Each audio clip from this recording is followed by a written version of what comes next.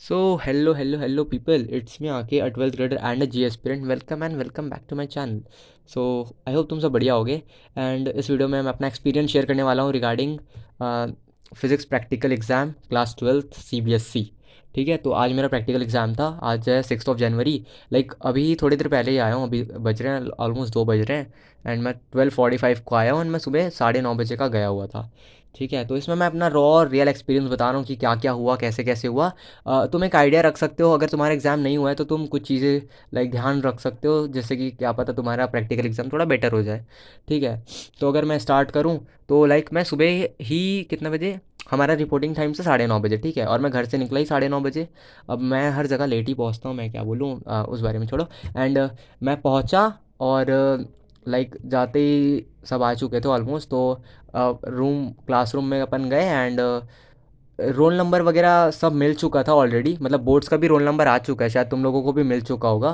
तो एक बार roll number वगैरह सब ने क्रॉस चेक कराया एंड उसके बाद सब अपना अपना प्रोजेक्ट एंड प्रैक्टिकल रिकॉर्ड लेके दूसरे रूम में शिफ्ट हो गया। लाइक हम एक रूम में जहाँ बैठे थे वहाँ अपना बैग वैग रख के दूसरे रूम पे चले गए एंड हम लोगों का लाइक सब सबमिशन वगैरह हुआ।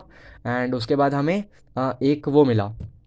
लाइक क्या हुआ, सबसे पहले बुला बुला के सबने साइन किया अपना अपना रोल नंबर देख के एंड उसके बाद एक ऐसा पता है, एक स्लिप सा था, ऐसे स्लिप था उसमें। लाइक मेरा क्या है कि 2 एक्सपेरिमेंट एंड एक एक्टिविटी था, तुम्हारा भी वही होगा सिमिलर।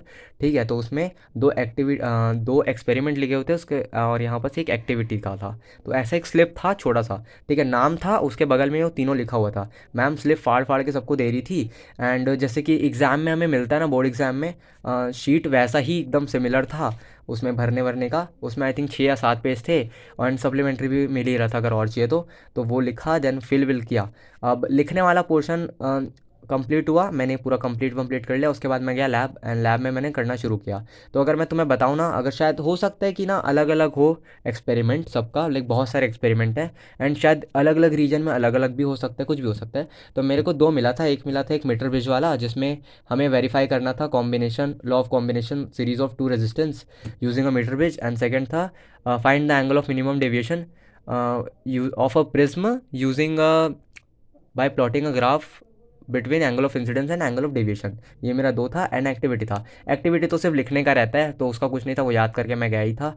एंड उसके बाद दोनों, तो मैंने क्या किया, पहले जाते ही हमने कंप्लीट किया, फटाफट लिखने वाला पार्ट मैंने कंप्लीट कर लिया। एंड उसके बाद जब मैं लैब गया तो मैंने अपने माइंड में रख लिया था ना, देखो मेरा ऐसा है कि हमारे हमें हाफ ईयरली में भी एक बार प्रैक्टिकल एग्ज़ाम हुआ था। ठीक है, जिसमें हमें बताया गया था कि जो टॉपिक तुम अभी कर रहे हो हाफ ईयरली में वही एनुअल में भी मिलेगा। अब मुझे नहीं पता ये हर स्कूल में होता है या नहीं होता है, बट हमारे में हुआ था, शायद होता होगा यार, स्कूल वाले सपोर्ट करते होंगे। तो या फिर हो सकता है भाई रैंडम में मिलता हो, तो अगर मिलता होगा तो बात अलग है। तो हमें पहले से पता था कि हमें कौन कौन सा एक्सपेरिमेंट करना है, तो हम वही वही पढ़ के गए थे। तो मैंने डिसाइड भी कर लिया था कि लाइक जो मीटर ब्रिज वाला है ना उसमें मेरे को अप्रॉक्स 9 रीडिंग निकालनी थी एंड जो प्रिज्म वाला था उसमें मेरे को 5 रीडिंग निकालनी थी। तो क्या था ना, मैंने हाफ ईयरली में जब किया था मीटर ब्रिज वाला तो मेरे को बहुत टाइम लगा था। तो मैंने डिसाइड कर लिया था कि मैं प्रिज्म वाला पहले करूँगा फिर मीटर मीटर ब्रिज करूँगा, क्योंकि ना मीटर ब्रिज में भाई गैल्वेनोमीटर और वो बैटरी का नहीं पता कनेक्शन का प्रॉब्लम होता था, बार बार हीट हो जाता था एंड उसको ठंडा करने के लिए छोड़ना पड़ता था। तो उसमें बहुत टाइम कंज्यूम हो रहा था। तो मैंने इस बार पहले प्रिज्म वाला कंप्लीट कर लिया था। ठीक है, अब मैं प्रिज्म वाला जाके वहाँ बनाया, मेरे को लगा होगा आई थिंक 15-20 मिनट लगे। देन मेरा प्रिज्म वाला जैसे कंप्लीट हुआ तब तक मेरा किसी और का भी सेम था। ठीक है, उसका भी प्रिज्म था और मीटर ब्रिज था। तो वो बंदा मीटर ब्रिज कर चुका था, उसने सारा रीडिंग निकाल लिया, कैलकुलेशन निकाल लिया एंड वो आके मेरे बगल में खड़ा था। ठीक है, अब मैं गया मीटर ब्रिज करने, मैंने 1-2 रीडिंग करी। अब क्या है कि मीटर ब्रिज कैसे, देखो मीटर ब्रिज है पूरा, ठीक है, एंड यहाँ पास 3 सेक्शंस होते हैं। और बीच वाले सेक्शन में गैल्वेनोमीटर रहता है एंड लेफ्ट वाले सेक्शन में रेजिस्टेंस बॉक्स लगाना रहता है एंड इस वाले साइड एक अननोन रेजिस्टेंस वायर रहता है। ठीक है, तो ये तो ठीक है, ये लगा हुआ है। अब इस वाले में रेजिस्टेंस बॉक्स के बदले हमें क्या बोला गया कि तुम्हें वायर लगाने लगा लगा के करना है, एक वायर इज इक्वल टू 1 ओम, ऐसा था। तो भाई 9 रीडिंग के लिए मेरे को 9 बार इसको चेंज करना पड़ेगा उस चीज़ के लिए। तो मैम बोलती है तुम्हें करना तो पड़ेगा ही वैसे। लिटरली उसमें मैं जब गया ना करने तो मेरे से पहले कौन महान इंसान करके गया था कि उसने वायर को इतना ट्विस्ट कर दिया था कि लिटरली भाई वो खुल ही नहीं रहा था। मैंने जैसे जैसे थोड़ा बहुत खोला, मैंने दो ही रीडिंग निकाली। ठीक है, फिर मेरा दिमाग ख़राब हो गया, मैं वहाँ से निकल लिया एंड मैं गया उस बंदे के बगल में। ठीक है, अब मैंने बोला तूने रीडिंग निकाली है ना, सही है कि नहीं है। तो उसने बोला एकदम सही है। मैंने और पता है कैलकुलेशन भी इतनी गंदी गंदी आती है ना कि एक तो डेसिमल में आएगा, उसके बाद उसको मल्टीप्लाई करो, डिवाइड करो, फिर मीन निकालो, एकदम लेंदी सा था। तो मेरा दिमाग ऑलरेडी उड़ जाता। अब हमारे टीचर्स क्या कह रहे थे कि देखो, हमारे टीचर पता है पूरे सपोर्ट में थे। जब एक्सटर्नल क्या है कि दूसरे रूम में बैठा हुआ था, तब उस समय मैम ने कहा कि देखो फटाफट रीडिंग निकालो, जिस जिसको कैलकुलेटर का यूज़ करना है, यहाँ पर कैलकुलेटर रखा है, फटाफट करो। तब तक उस बंदे ने कर लिया था ना, तो वो बंदा अपना प्रिज्म वाला कर रहा था मेरे से देख के, एंड तब तक मैंने सारा रीडिंग उसका उतार लिया। ठीक है, अब मैंने सारा रीडिंग उतार लिया, मेरा कंप्लीट हो गया, एंड उसके बाद जाके मैंने वाइवा दे दिया, एंड मेरा वाइवा दे के ख़त्म हुआ। इस तरीके से मेरा प्रैक्टिकल था। एंड मैं मार्क्स की बात करूँ ना, कितने कितने मतलब मिल रहे थे। अब मेरे से पहले जो बंदा वाइवा दे के गया, एक्सटर्नल कोई मार्क्स नहीं दे रहा था, पता है, वो सिर्फ टिक कर रहा था नाम के बगल में कि हाँ इसका इसका हो गया। अब हम सबमिट करते, हमारी जो टीचर थी फिजिक्स की, वो भी उनके ही बगल में बैठ के चेक कर रही थी कॉपी। मेरे से पहले जिस बंदे ने वाइवा दिया, वो उस बंदे का कॉपी चेक हो गया, मैं जब तक गया सबमिट करने कॉपी मेरे वाइवा के बाद। तो मैम ने आई थिंक उसको 28 मार्क्स दिए, मैंने देखा। मतलब बेसिकली हमारे टीचर्स ही मार्क्स दे रहे हैं भाई, एक्सटर्नल का उतना कुछ नहीं है, बस वो पूछेगा, बात बात करेगा, और कुछ नहीं है। अब मेरे ख्याल से मेरे को भी ऑलमोस्ट 25 to 28 मिलेगा, या फिर 29। मतलब उतना ही मिलता है, फुल तो मेरे को लगता नहीं किसी को देंगे भी नहीं। मतलब भाई किसी का सपना होगा ना कि 100 out of 100 चाहिए, तो घंटा नहीं मिलने वाला भाई, भूल जाओ। तो ये ओवरऑल मेरा प्रैक्टिकल का था। अब मैं तुम्हें बताऊँ कि इसमें क्या क्या कर सकते हो। तो जैसे कि मैंने ये वाला किया ना, अगर तुम्हारे स्कूल में भी सपोर्टिव, मेरे को जहाँ तक लगता है हर स्कूल सपोर्टिव होगा, क्योंकि स्टूडेंट्स ही भाई रिप्रेजेंट कर रहे हैं स्कूल को एक्सटर्नल के सामने, तो देर इज़ अ चांस कि स्कूल सपोर्ट करे। तो तुम क्या करना कि या तो तुम, अगर तुम्हें पहले से टॉपिक्स पता है, तो तुम भाई मेरी तरह सिमिलर किसी बंदे को पकड़ लेना, और तुम दोनों अलग अलग एक्सपेरिमेंट कर लेना, जो रीडिंग निकाल लिया होगा ना उसका ही कर लेना। टाइम बहुत बचता है, मैं तुम्हें लिटरली कह रहा हूँ।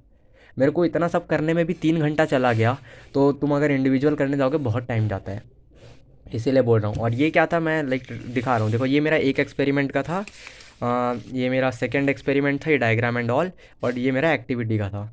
ठीक है, तो ये ओवरऑल मैंने सुबह सुबह प्रैक्टिस करी थी। और तुम भी क्या करना, एग्ज़ाम से पहले एक बार घर में बना के लिख के देख लेना कि हाँ मैं ये करूँगा वहाँ जाके। ऐसे उससे क्या है कि दिमाग में आइडिया रहता है कि कितना ही लिखना है और क्या क्या लिखना है। तो यही ओवरऑल मेरा रॉ एक्सपीरियंस रहा है आज का।